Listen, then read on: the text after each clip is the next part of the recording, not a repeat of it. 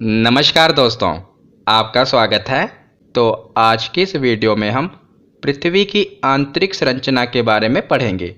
बहुत ही important topic है और छोटा सा टॉपिक है, पर एग्ज़ाम में इसे एक न एक प्रश्न पूछा ही जाता है। तो छोटा सा टॉपिक है और बहुत ही आसान तरीके से हम इसे कवर करेंगे। पहले हम इसकी थ्योरी को पढ़ेंगे, डायग्राम की सहायता से समझेंगे और लास्ट में हम इस टॉपिक से रिलेटेड जो प्रीवियस ईयर में क्वेश्चन पूछे गए हैं उनको भी कवर करेंगे। तो पहले आप टॉपिक को अच्छे से समझिए और लास्ट में प्रीवियस ईयर क्वेश्चन ज़रूर अटेम्प्ट करिए। तो चलिए बिना देरी किए हुए वीडियो की शुरुआत करते हैं और पृथ्वी की आंतरिक संरचना के बारे में पढ़ना शुरू करते हैं। तो जो पृथ्वी की आंतरिक संरचना है, इसका पूर्ण रूप से सही स्वरूप पता लगा पाना अभी संभव नहीं हो पाया है, क्योंकि वैज्ञानिकों के बीच में भी इस संबंध में अभी मतभेद हैं। फिर भी कई भूवैज्ञानिकों ने बहुत से स्रोतों के माध्यम से पृथ्वी की आंतरिक संरचना के बारे में पता लगाया है। ये स्रोत कौन कौन से हैं, जैसे कि तापमान हो गया, दबाव, घनत्व और भूकंपीय तरंगों के माध्यम से पृथ्वी की आंतरिक संरचना के बारे में पता लगाया गया है, इसका प्रयास किया गया है। तो पृथ्वी की आंतरिक संरचना के स्रोत को मुख्यतः दो भागों में बांटा गया है। एक है प्रत्यक्ष स्रोत, दूसरा है अप्रत्यक्ष स्रोत। तो प्रत्यक्ष स्रोत में मुख्यतः दो स्रोतों को शामिल किया गया है, जिनसे हमें पृथ्वी की आंतरिक संरचना का अंदाजा हो पाया है।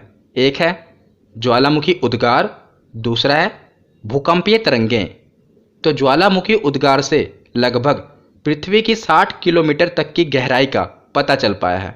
और भूकंपीय तरंगें, तो भूकंपीय तरंगों की सहायता से भी हमें पृथ्वी की आंतरिक संरचना का अंदाज़ा लग पाया है। तो भूकंपीय तरंगों के बारे में मैं एक डिटेल वीडियो बनाऊंगा, उसमें हम भूकंप के बारे में पढ़ेंगे। आज हम पृथ्वी की आंतरिक संरचना के बारे में पढ़ रहे हैं, तो इसको हम डिटेल में नहीं पढ़ेंगे। बस आप ये जान लीजिए कि ये प्रत्यक्ष स्रोत का भाग है पृथ्वी की आंतरिक संरचना का। अब हम देखते हैं अप्रत्यक्ष स्रोत। तो अप्रत्यक्ष स्रोत में तीन चीज़ें शामिल हैं: तापमान, घनत्व और दबाव। तो जैसे जैसे हम पृथ्वी के केंद्र की ओर यानी अंदर की ओर जाते हैं, तापमान में वृद्धि होती है, जिससे हमें ये पता चलता है कि भीतर की ओर से पृथ्वी गर्म है। तो तापमान, घनत्व और दबाव, ये तीनों ही, इन तीनों में ही वृद्धि होती है जैसे जैसे हम पृथ्वी के केंद्र की ओर जाते हैं। और याद रखिएगा, जैसे हम पृथ्वी के भीतर की ओर जाते हैं तो पृथ्वी के अंदर प्रति 32 मीटर की गहराई पर 1 डिग्री सेल्सियस तापमान बढ़ जाता है। ये एग्जाम में पूछा गया है कि कितने मीटर की गहराई में 1 डिग्री सेल्सियस तापमान बढ़ जाता है। तो प्रति 32 मीटर की गहराई में अंदर की ओर जाने पर 1 डिग्री सेल्सियस तापमान की वृद्धि होती है, याद रखिएगा। अब हम आगे देखते हैं। तो आगे अब हम देखते हैं, तो ये पृथ्वी की आंतरिक संरचना का डायग्राम है। इसी डायग्राम की सहायता से हम पृथ्वी की आंतरिक संरचना के बारे में पढ़ेंगे। तो ये डायग्राम हमने ऐसा ही क्यों लिया, तो मैं आपको एक उदाहरण की सहायता से समझाता हूँ ताकि आपको ये क्लियर हो सके। तो उदाहरण हम लेते हैं एक तरबूज का। तो जब हम तरबूज खरीदते हैं और हमें ये पता लगाना होता है कि तरबूज अंदर से मीठा है या नहीं, लाल है या नहीं, तो हम कैसे पता लगाते हैं? तो दुकानदार क्या करता है, चाकू से क्या करता है, तरबूज को एक स्लाइस निकाल के हमें दे देता है।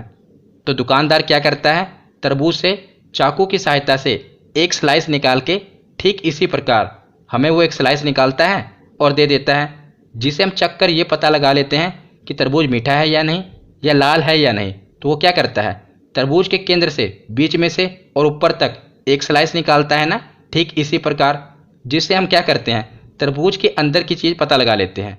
ठीक इसी प्रकार समझने की दृष्टि से हमने क्या किया है, पृथ्वी के केंद्र से लेकर इसके ऊपरी सतह तक एक टुकड़े को निकाल लिया है और इसी की सहायता से हम पृथ्वी की आंतरिक संरचना के बारे में समझेंगे। अब हम आगे देखते हैं। तो पृथ्वी की आंतरिक संरचना को 3 भागों में बांटा गया है। तो जो सबसे ऊपरी भाग है उसे इंग्लिश में कहते हैं क्रस्ट, हिंदी में भूपर्पटी। जो बीच वाला भाग है, दूसरा भाग है, उसे कहते हैं मेंटल। और जो इसका सबसे भीतरी भाग है उसे इंग्लिश में कहा जाता है कोर, और हिंदी में क्रोड। तो 3 भाग हो गए पृथ्वी के, क्रस्ट, मेंटल और कोर। तो सबसे पहले हम पृथ्वी के सबसे ऊपरी भाग भूपर्पटी यानी कि क्रस्ट के बारे में पढ़ते हैं। तो पृथ्वी के सबसे ऊपरी भाग को भूपर्पटी कहते हैं और भूपर्पटी की मोटाई महाद्वीपों व महासागरों के नीचे अलग अलग होती है। ये तो जाहिर सी बात है, जो पृथ्वी की सबसे ऊपरी सतह है ये है भूपर्पटी, और जो इसकी मोटाई है इसने कहा है जहाँ पर सागर हैं वहाँ पर इसकी मोटाई कम है और जहाँ पर महाद्वीप है वहाँ पर इसकी मोटाई ज़्यादा है। ये तो जाहिर सी बात है ना, जहाँ पर गड्ढे होंगे वहाँ पर पानी भरा होगा यानी कि सागर है, तो वहाँ पर इसकी मोटाई कम होगी, और जहाँ पर महाद्वीप हैं वहाँ पर इसकी मोटाई ज़्यादा होगी। ये तो जाहिर सी बात है। तो महासागरों के नीचे भूपर्पटी की औसत मोटाई 5 किलोमीटर तक है। ये मैं आपको एनसीईआरटी के अकॉर्डिंग बता रहा हूँ। तो महासागरों के नीचे भूपर्पटी की औसत ऊंचाई कितनी होती है? लगभग 5 किलोमीटर।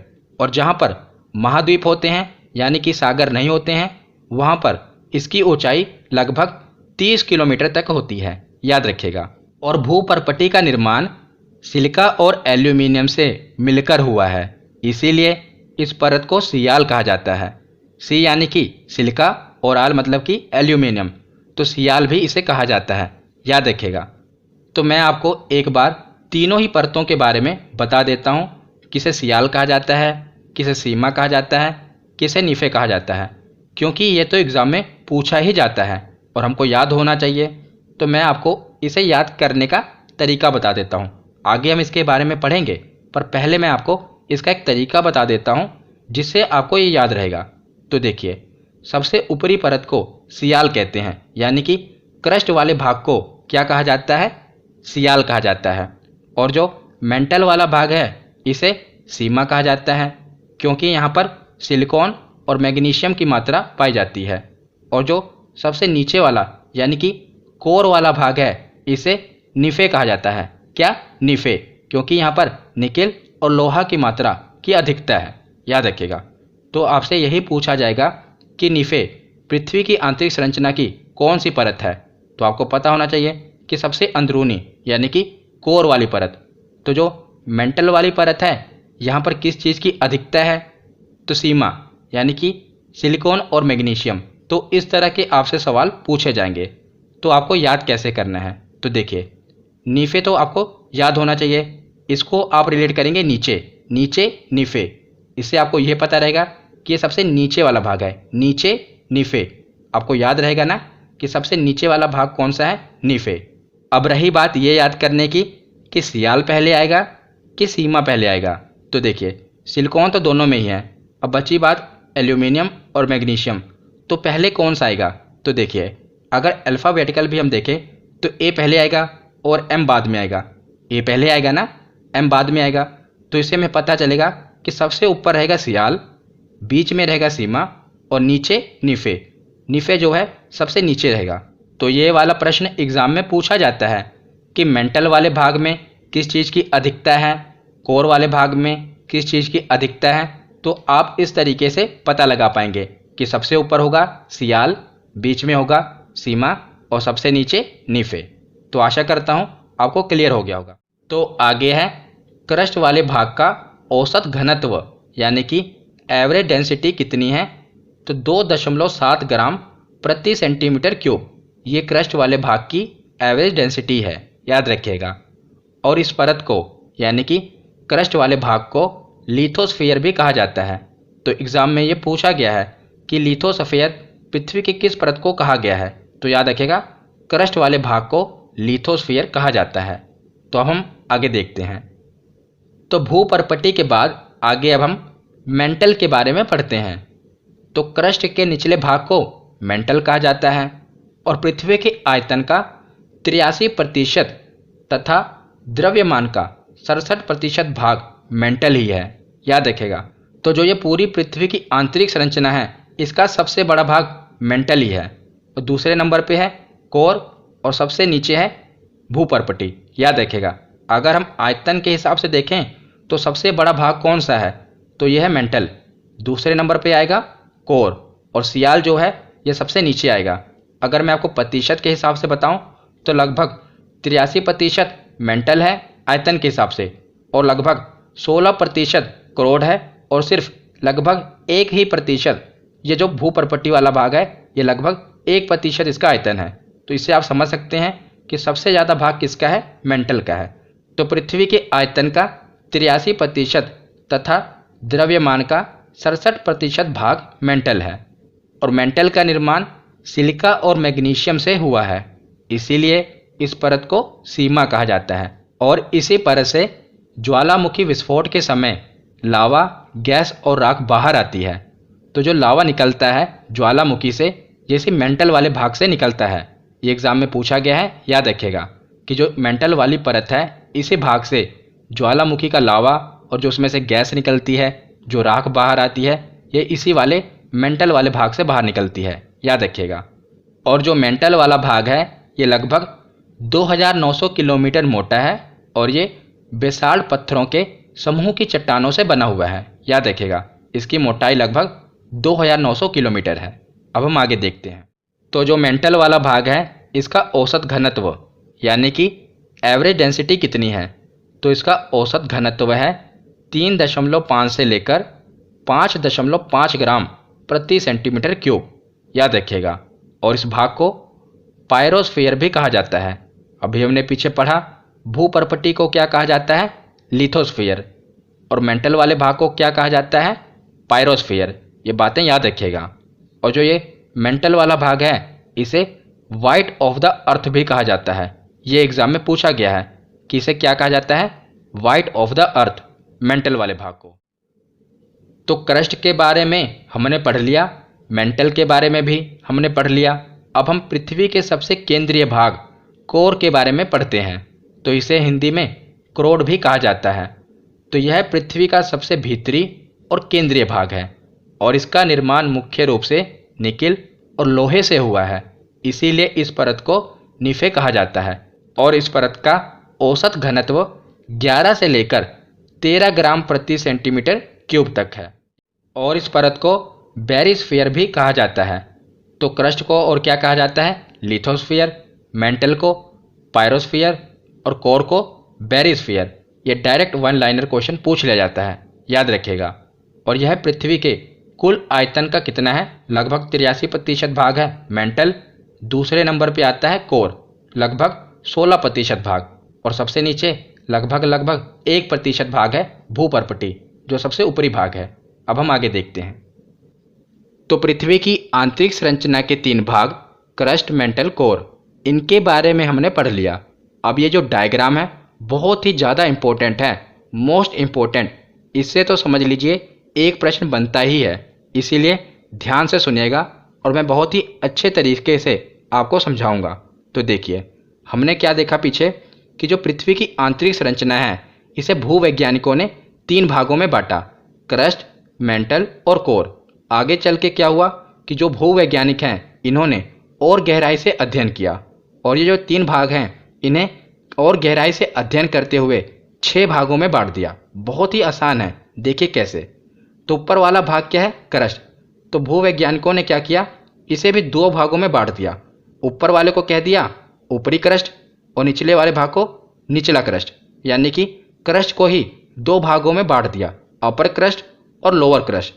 और जो मेंटल वाला भाग है, इसको भी ऐसे किया, अपर मेंटल, ये वाले भाग को क्या कह दिया, अपर मेंटल, और नीचे वाले भाग को लोअर मेंटल, यानी कि ऊपरी मेंटल और निचला मेंटल। उसके बाद कोर वाले भाग को भी ऐसे ही किया, अपर कोर, लोअर कोर, यानी कि ऊपरी कोर और निचला कोर। इसे बाहरी कोर और आंतरिक कोर भी कह देते हैं। तो इसे लिखने की कोई ज़रूरत नहीं है ना, इतना तो आप समझ ही जाएंगे कि ऊपरी भाग को अगर क्रस्ट वाला भाग है तो ऊपरी भाग को क्या कहेंगे, ऊपरी क्रस्ट, और निचले भाग को निचला क्रस्ट। तो पूरा भाग तो क्रस्ट का ही है, पर इसे भूवैज्ञानिकों ने और गहराई से अध्ययन किया और इसे भी 2 भागों में बांट दिया। बहुत ही ध्यान से सुनिए, मैं बहुत ही अच्छे तरीके से आपको समझाऊंगा, बस आप पूरे ध्यान से इसे सुनिए, क्योंकि यहाँ से एक प्रश्न जरूर पूछा जाएगा। तो देखिए, पहले राइट साइड हम देखते हैं, लेफ्ट वाला मैं भी बताता हूँ आपको। पहले राइट साइड हम देखते हैं। तो अभी हमने पीछे देखा कि पृथ्वी की आंतरिक संरचना को 3 भागों में बांटा गया था, क्रस्ट, मेंटल और कोर। सबसे ऊपरी भाग है क्रस्ट, उसके नीचे वाली परत है मेंटल, सबसे नीचे वाली परत है कोर। तो 3 भागों में तो इसे बांटा गया था, पर जो ये 3 भाग हैं ये आपस में देखा जाए तो 2 भागों में बढ़ते हैं। कैसे? क्रस्ट और मेंटल के बीच में एक सीमा रेखा आती है जो इन दोनों को अलग करती है, और मेंटल और कोर के बीच में भी एक सीमा रेखा आती है जो मेंटल को कोर से अलग करती है। पर क्रस्ट के ऊपर तो कोई परत है नहीं जो इसे अलग करे, तो क्रस्ट और मेंटल को एक सीमा रेखा अलग करती है और मेंटल और कोर को भी एक सीमा रेखा अलग करती है। पहले आप इसे समझ लीजिए, फिर मैं आपको ट्रिक से याद करा दूंगा कि इसे याद कैसे करना है, पर पहले आप इसे समझ लीजिए। तो देखिए, क्रस्ट और मेंटल को जो सीमा रेखा अलग करती है इसे क्या कहा जाता है? तो जिस वैज्ञानिक ने पता लगाया उसी वैज्ञानिकों के नाम से ये नाम रखे गए हैं। तो इनका नाम था मोहोविसिक, जिसे शॉर्ट में कहते हैं मोहो। तो मोहो असंबद्धता, मोहो डिसकंटिन्यूटी, इस रेखा का नाम रखा गया। क्या रखा गया? मोहो से याद रखिएगा, मोहो। उसके बाद देखते हैं, तो जो मेंटल और कोर को सीमा रेखा अलग करती है उसे कहा गया गुटेनबर्ग असंबद्धता। इंग्लिश में कहा गया गुटेनबर्ग डिसकंटिन्यूटी, इस रेखा को कहा गया। तो राइट साइड वाले याद रखेगा, ये दोनों ही रेखाएं मतलब कि अलग अलग परतों को अलग कर रही हैं। क्रस्ट और मेंटल ये दोनों अलग अलग परतें हैं ना, तो इनको अलग जो करती है उसे कहा गया मोहो डिसकंटिन्यूटी, और मेंटल और कोर को जो रेखा अलग करती है उसे कहा गया गुटेनबर्ग डिसकंटिन्यूटी, याद रखिएगा। अब हम लेफ्ट साइड आते हैं। तो देखिए, जैसा कि हमने देखा कि राइट साइड वाली ये दोनों रेखाएं 2 विभिन्न परतों को आपस में अलग करती हैं। जैसे कि एक क्रस्ट है तो एक मेंटल है, ये 2 विभिन्न परतें हैं, इनको एक रेखा अलग कर रही है। और दूसरे भी देखा जाए तो एक मेंटल है और एक कोर है, ये भी 2 विभिन्न परतें हैं और इन्हें भी एक रेखा अलग कर रही है। पर लेफ्ट साइड में क्या है? ये 2 विभिन्न परतों को अलग नहीं कर रही, ये एक ही परत है। जैसे कि ये क्रस्ट है, इसी को 2 भागों में बांटा गया, ऊपरी भाग को ऊपरी क्रस्ट और निचले भाग को निचला क्रस्ट। तो परत तो एक ही है, उसी को 2 भागों में बांटा गया है ना। तो लेफ्ट साइड इसी प्रकार जो एक एक परत है, यानी कि क्रस्ट है, मेंटल है और कोर है, ऊपरी क्रस्ट निचले क्रस्ट, ऊपरी मेंटल निचला मेंटल, ऊपरी कोर निचला कोर, तो इन दोनों को जो रेखा विभाजित करती है उसका भी नाम रखा गया है। तो ये भी एग्जाम में पूछा जाता है, इसीलिए अब हम इसे देखते हैं। तो शुरुआत करते हैं सबसे ऊपरी भाग क्रस्ट से। तो देखिए, ऊपरी क्रस्ट और निचले क्रस्ट को जो रेखा अलग करती है उसे क्या कहा जाता है? कॉनरोड डिसकंटिन्यूटी, याद रखेगा, कॉनरोड डिसकंटिन्यूटी। उसके बाद जो मेंटल वाला भाग है, ऊपरी मेंटल और निचला मेंटल, इसको जो रेखा अलग करती है उसे क्या कहा गया? रेप्टी असंबद्धता, रेप्टी डिसकंटिन्यूटी, याद रखेगा। एक ही परत है ना, 2 भागों में बांटी गई है, उसको ये रेखाएं अलग कर रही हैं। और राइट साइड में हमने देखा था कि विभिन्न विभिन्न परतों को जो रेखाएं अलग कर रही हैं उनका क्या नाम था। यही सही तरीका है इसको याद करने का, अगर आप किताबों में पढ़ेंगे तो कंफ्यूज हो जाएंगे। अब हम कोर पे आते हैं। देखिए, तो जो सबसे निचला कोर है और ऊपरी कोर है, इसको जो रेखा अलग करती है इसे क्या कहा गया? लेहमैन डिसकंटिन्यूटी, याद रखिएगा। तो हमने 5 रेखाओं के बारे में पढ़ा, अब हम इसको ट्रिक से याद करते हैं कि इसे याद कैसे करें। तो देखिए, अगर क्रम से देखें तो सबसे ऊपर क्या है? कॉनरोड, दूसरे नंबर पे है मोहो, तीसरे नंबर पे आएगा रेप्टी, चौथे नंबर पे गुटेनबर्ग और सबसे आखिरी में है लेहमैन। अगर हम क्रम के हिसाब से देखें, ऊपर से नीचे की ओर देखें, तो इसको हम किस प्रकार से याद रखेंगे? तो इसकी आप एक ट्रिक याद रखिएगा। अगर आपको ट्रिक की सहायता से याद रहता है तो ट्रिक की सहायता से याद कर लीजिएगा, अगर बिना ट्रिक के ही याद रहता है तो और अच्छा है। तो इसकी ट्रिक क्या है? CMRG man. क्या है? CMRG man. तो C से क्या होगा? कॉनरोड, M से क्या होगा? मोहो, उसके बाद R से क्या है? रेप्टी, G से क्या है? गुटेनबर्ग, लास्ट में क्या है? मैन, यानी कि लेहमैन। तो इस प्रकार आप क्रम से इसे याद रख पाएंगे अगर आपको ये ट्रिक पता होगी। बाकी डायग्राम की सहायता से आप इतना तो विजुलाइज कर ही पाएंगे कि सबसे ऊपर क्या है? क्रस्ट, तो सबसे ऊपरी क्रस्ट और निचले क्रस्ट के बीच में जो भाग है उसे ही कहा जाएगा कॉनरोड। उसके बाद क्या आएगा? क्रस्ट के बाद मेंटल आएगा, तो पहले हम क्रस्ट और मेंटल के बीच में रेखा होगी, उसको क्या कहा जाएगा? CM, M से मोहो। उसके बाद अब मेंटल आ गया, तो ऊपरी मेंटल और निचले मेंटल में भी एक रेखा होगी, उसे क्या कहा जाएगा? R से रेप्टी। तो इसी प्रकार ट्रिक से, और अगर आपने डायग्राम समझा होगा तो आपको अंदाजा हो जाएगा, और ट्रिक की सहायता से आपको पता चल जाएगा, क्रम से पता चल ही जाएगा किसे क्या कहा जाएगा। और ये मोहो और गुटेनबर्ग, इसे तो ज़रूर याद रखिएगा क्योंकि ये दो विभिन्न परतों को अलग करती हैं। बाकी कहीं से भी प्रश्न पूछा जा सकता है, इसीलिए मैंने आपको डायग्राम अच्छे से समझा दिया। तो एक बार हम इसकी आगे रिवीजन भी कर लेते हैं। तो देखिए, तो ऊपरी क्रस्ट और निचले क्रस्ट के बीच का सीमा क्षेत्र क्या कहलाएगा? Conrad discontinuity. तो देखिए CMRG मैन, हमने ट्रिक याद की थी ना।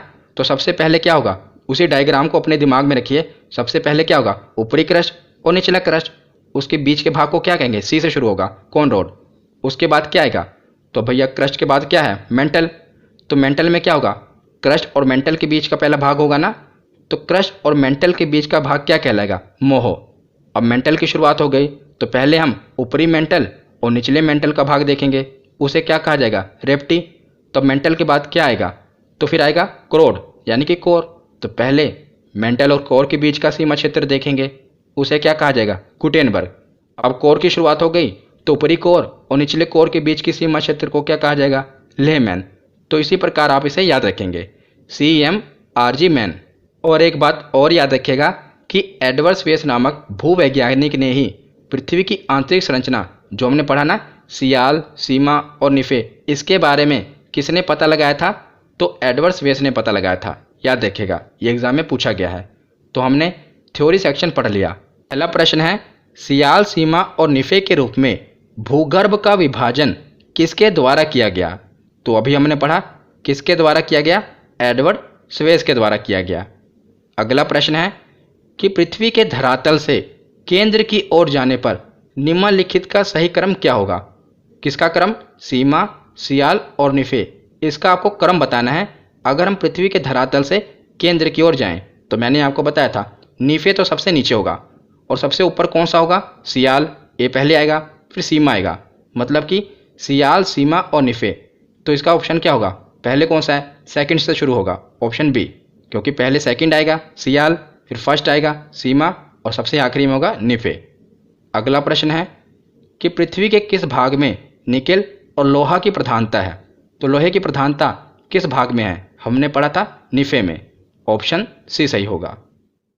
अगला प्रश्न है कि धरातल से भूगर्भ की ओर जाने पर गहराई के साथ तापमान वृद्धि की दर क्या है? तो शुरुआत में ही आपको मैंने बताया था कि प्रति 32 मीटर की गहराई पर 1 डिग्री सेल्सियस की वृद्धि होती है। अगला प्रश्न है कि निम्न में से किसको वाइट ऑफ द अर्थ कहा जाता है? तो किस भाग को वाइट ऑफ द अर्थ कहा जाता है? मेंटल वाले भाग को वाइट ऑफ द अर्थ कहा जाता है। अगला प्रश्न है, मोहो असमर्थता स्थित है, यानी कि मोहो डिसकंटिन्यूटी लाइन किन दो परतों के बीच स्थित है? तो मैंने आपको जब डायग्राम बताया था, तो राइट साइड में दो ही चीज़ें बताई थी, एक मोहो और एक गुटेनबर्ग। तो मैंने आपको बताया था ये दोनों ही विभिन्न परतों को अलग करती हैं, यानी कि अलग अलग परतों को अलग करती हैं। तो जो मोह है ये क्रस्ट और मेंटल के बीच वाली रेखा थी, तो इसका सही जवाब होगा ऑप्शन ए। अगला प्रश्न है, गुटेनबर्ग असमर्थता स्थित है। तो गुटेनबर्ग, तो देखिए जो मोह थी ये क्रस्ट और मेंटल के बीच वाली रेखा थी, और मेंटल और कोर के बीच वाली रेखा कौन सी थी? तो वो थी गुटेनबर्ग। ये मेंटल और कोर के बीच वाली रेखा थी, याद रखिएगा। अगला प्रश्न है कि मेंटल में निम्नलिखित में से किन तत्वों की प्रधानता होती है? मेंटल यानी कि बीच वाला भाग, सबसे ऊपरी भाग को सियाल कहते हैं, फिर सीमा, फिर निफे। सीमा यानी कि सिलिकॉन और मैग्नीशियम, इसका सही जवाब होगा। अगला प्रश्न है, पृथ्वी ग्रह की संरचना में मेंटल के नीचे क्रोड निम्नलिखित में से किस एक से बना हुआ है? तो ये क्रोड के बारे में पूछ रहे हैं। तो क्रोड वाला भाग निफे यानी कि निकेल और लोहा, तो इसका सही जवाब होगा ऑप्शन सी, लोह। आज का आखिरी प्रश्न है कि पृथ्वी के भूपर्पटी में कौन सा तत्व प्रचुर मात्रा में पाया जाता है? भूपर्पटी यानी कि क्रस्ट वाला भाग, सबसे ऊपरी भाग। तो सबसे ऊपरी भाग में सियाल, सिलिकॉन और एल्यूमिनियम, तो इसका सही जवाब होगा ऑप्शन बी, एल्यूमिनियम। तो आज की ये वीडियो यहीं पर ख़त्म होती है। कैसी लगी ये वीडियो कमेंट सेक्शन में ज़रूर बताना। धन्यवाद।